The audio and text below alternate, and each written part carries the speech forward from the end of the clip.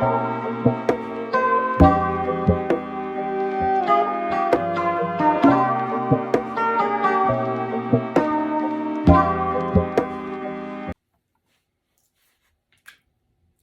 guys, welcome back to my channel. It's your girl Tori Duncan, and I am back with another video.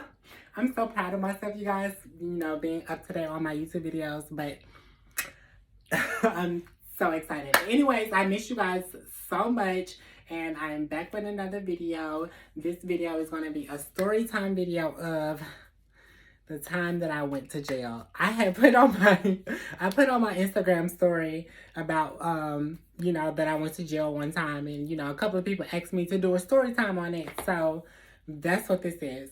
But first, y'all already know what I'm gonna say. The first thing first, hit the like button, hit the subscribe button, and hit the bell notification bell so that you guys will know when I upload videos. I'm on a track record, or I'm on a mission to get my followers up, get my subscribers up, so that I can make more videos for you guys and share experiences and stuff like that. Whew. Let me get a drink. Because this story is it's really not funny, but it's funny to me. Like, I can laugh about it now, but when it happened, I was not laughing. Like, I was so mad and everything in between. Anyways, let me start from the beginning. Let's see. I think it was like around 2015 or 2016. I think it was 2016. It was 2016. I was living in Atlanta, Georgia. I was in Midtown Atlanta, Georgia. And I had a roommate who I used to live with. And, she was real cool or whatever. I met her from her booking a roommate ad or whatever. So I met her from Craigslist, from her renting out her room for looking for a roommate or whatever. And, by this time I had been living with her for a year or whatever. So me and her had gotten cool from me, renting out the room that was in her apartment or whatever. So me and her had gotten cool, and, we used to go out to clubs in Atlanta all the time or whatever. Mind you, she's real fit. She's a real genetic cisgender woman, and I was still trans at the time. But we had a really good dynamic. She was cool. Me and her hung out a lot, and, she was a really good friend and roommate towards me. Okay, so we was cool. So on this particular night, me and her were going out to the club, and I invited one of my girlfriends to come with me, who was another trans girl, and she invited one of her girlfriends to come with her, who was, a regular girl. And, we had just this club hopping. Like, we was, around the city, driving with the drop top. Well, not the drop top. Driving with all the windows down. I feel like I was hanging outside the car. I had got drunk. This is the first club that we went to, because we were club hopping. But this was the first club that we had went to, and I had got drunk. And, I was turning up. I was feeling my vibe. Yeah, looking fine. I was looking fine. I remember my outfit. I was looking like a badass bitch. I had some skin tight jeans with a crop white t-shirt and some jewelry with some fire ass heels, with my hair long and straight. When I tell you I was a bad bitch that night, I was a bad bitch that night, and couldn't nobody tell me nothing. Like, when I tell you, couldn't nobody tell me nothing. Niggas hollering left and right, and I'm like, I got a boyfriend. That's my lie that I be using for niggas. I be like, I got a boyfriend, but I really don't be having nobody. But anyways, I was a bad bitch that night, so I was already on one. I was feeling my vibe. I don't know what it was, but I had just got drunk off some, I don't even know what I was drinking that night. I don't know. But anyways, in Atlanta, there used to be this club called 6 a.m. And it was an after hour club. So like, all the clubs in Atlanta usually close around 2:30, 3 o'clock. And this club was an after hour club, and it closed at 6 a.m. So that was the name, 6 a.m.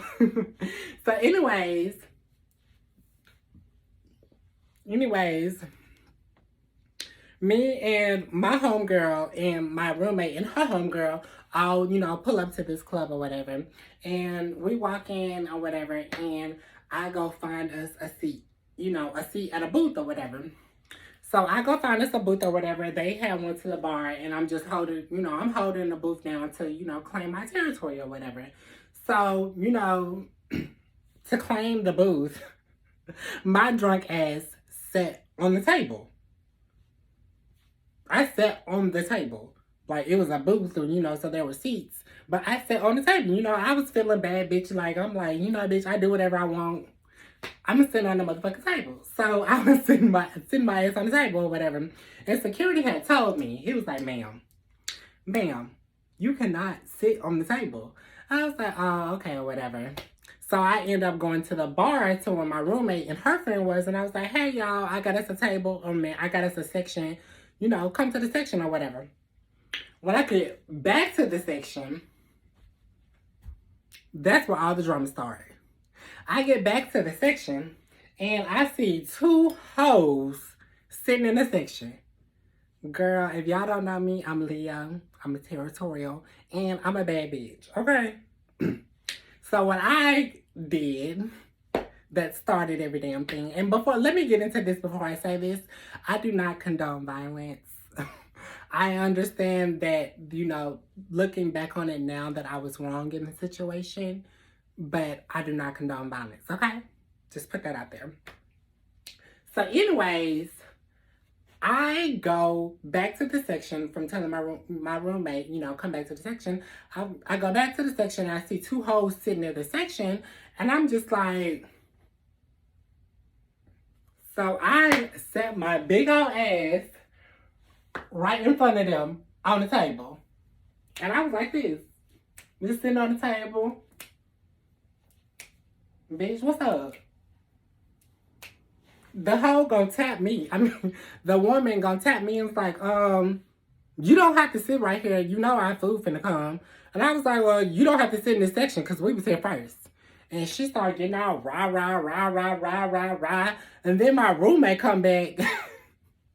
She was from Miami, so she was a little rowdy. My roommate come back. Let me put this.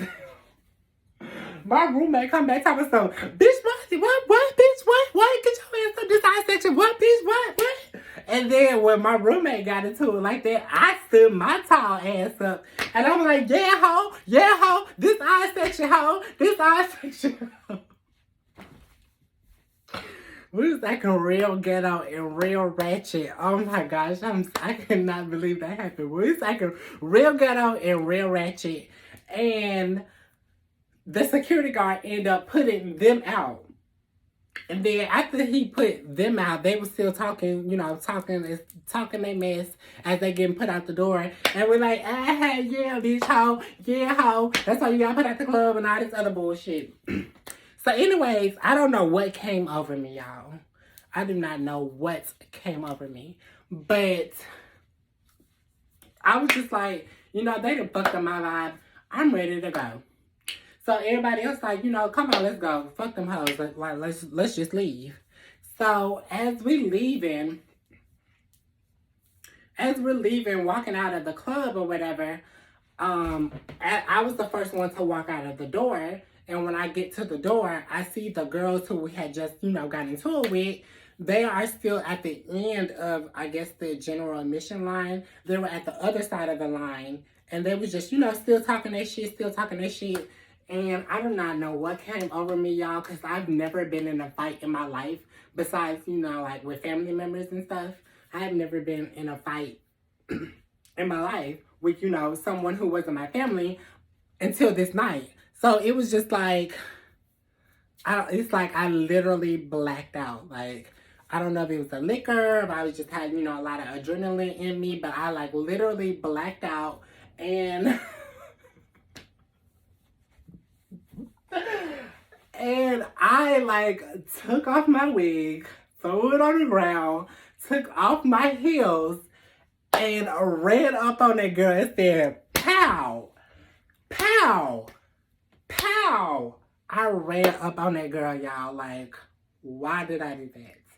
I do not know, but that started a whole fucking uproar because me and her end up getting in the middle of the streets, in the middle of the parking lot, her friends hitting me while I'm hitting her. So then my girlfriend, who is the trans girl who I'm with, she like, y'all not gonna jump this one. Y'all not gonna jump this one. Because they was trying to jump me. Of course, because I hit the girl first, but they was trying to jump me, y'all. I'm like, my little skinny ass, y'all trying to jump me. But anyways, girl, I was like an animal. Like, I went, like, they would get on top of me, and then I would break free, and then I would run up on them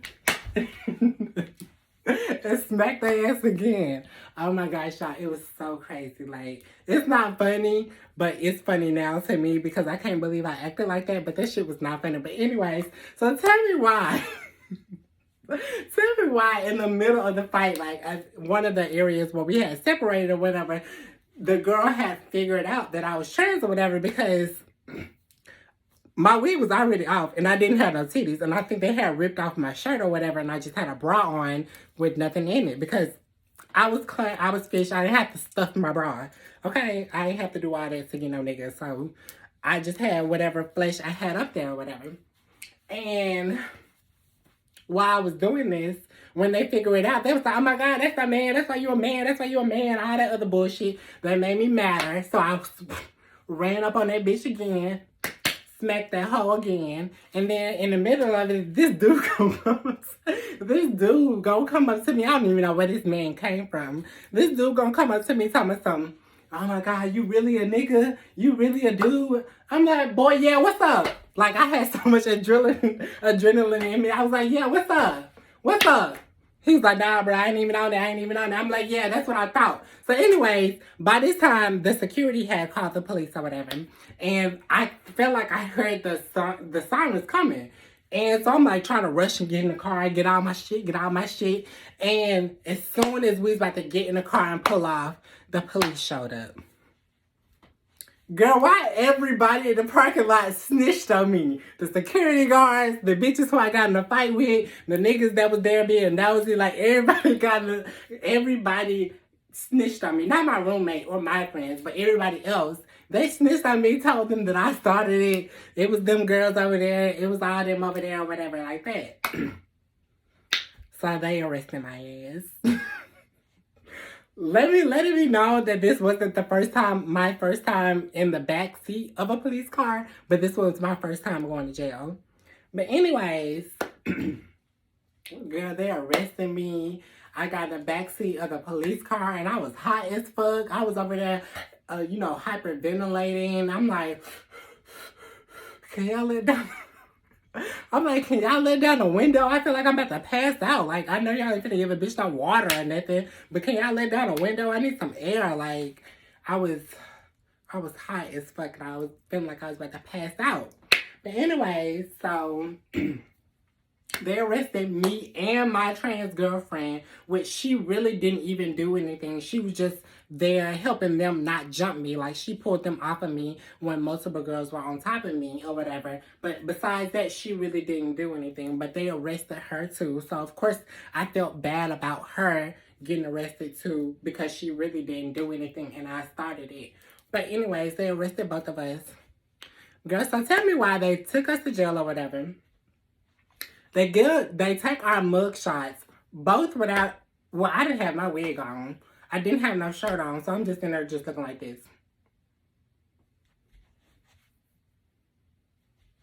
Like, I was looking dull and mad as fuck.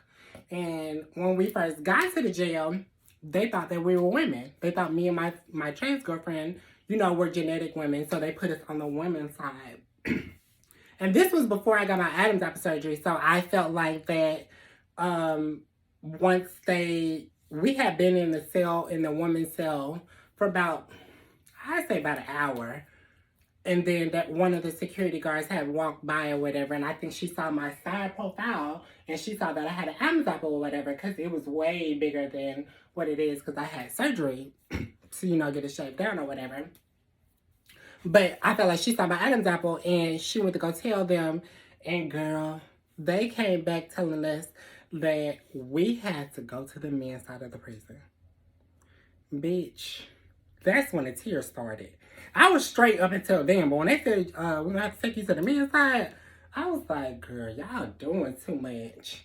Y'all doing too much, girl. Come on, let me go. I'm ready to go home. Y'all need to come on. Like, this is my first time in jail, so I'm like, I didn't know that none of this was gonna go on. I had no privy information that, I was gonna be experiencing it like this. So anyways, girl, so tell me why they tell us that, that they have to take us to the men's side of the prison, but first we have to go through not like a cavity check, but we have to get naked in front of them so that they can see our genitals. And I'm like, y'all really doing a lot for us to tell y'all that we are trans women.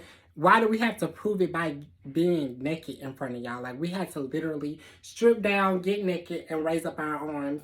And I'm just like, I just felt like that was very invasive and very unnecessary, because if I'm openly telling you that I'm a trans woman and that I still have my male parts, then I don't understand why I have to go through that extent to prove that I am what I am or whatever. That was so embarrassing. That was probably the second worst part about going to jail besides going to jail. It's just like, that was so demeaning. And if that is an effect, or if that's a situation that they do for every trans woman that goes to jail, they need to abolish that, because it's unnecessary. It's like, girl, if a bitch tell you she got a pussy, she got a pussy. If she tell you she got a penis, girl, let her know, and let her, prove to y'all in another way that she got her penis beside her getting naked. Like, that's so demeaning. Like, especially in front of everybody. Like, I was in front of other security guards, and I guess their version of a doctor or whatever it is. But, we have to just get naked and prove to them that we are trans. And y'all may not know how that feels, but it's very demeaning, very, just trifling or whatever. But anyways, so they took us to the men's side or whatever, but they put us in an isolated cell or whatever. And it was just me and her. And my friend, she was just crying. And, I was just trying to be strong for her because, I knew that I had started this. But I was still mad. Like, I was still so mad. I don't know why. And so I wasn't really just present, but I was still trying to be strong for my friend or whatever. So I ended up staying in jail for about 24 hours. They did eventually take us to, from the individual jail cell to, I guess the bigger pods cell. And we were in there, on the gay side of the pod cell. So they had us in there with other men who identified as gay and other trans women. And, when we came in there, of course, it was other girls who looked like me and other gay men. And, they didn't really, make us feel bad or anything, or trying to taunt us or anything. They were really kind of welcoming, and they were talking to us about the situation. But I was still so mad, and, still thinking about the situation, that I wasn't even responding to people that was talking to me. Like, I was still mad that, one, that the fight had happened, two, that I was in jail, and then three, I'm like, girl, how much is this gonna cost to get out? So anyways, I think my friend's boyfriend paid her bail out, and then I had some money saved out that my roommate brought to the bondsman to get me out.